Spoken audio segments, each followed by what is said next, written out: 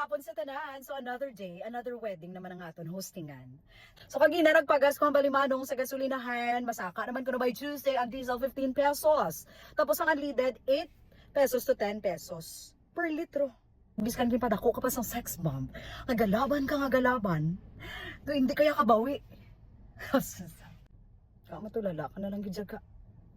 Tuod ginaiga kag madumduman ko na lang gidya nga may mga utang sa Miskan 50 pa na ko siya ng utang, may atay-atay ko yan. Kapoy-kapoy na.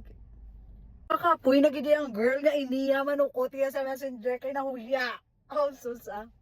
Basino makabatsyag pa lang kamudara nga magabulubayad utang kay ti may utang man ang ini nga person. Balalayag na kamo. Oh, susa. So basi pa lang magkabulubatsyag kita. Nga magbulubayad na kita sang aton mga kautangan. Naunsa naman ni Oys. So, amo na mga random nga mga reklamo.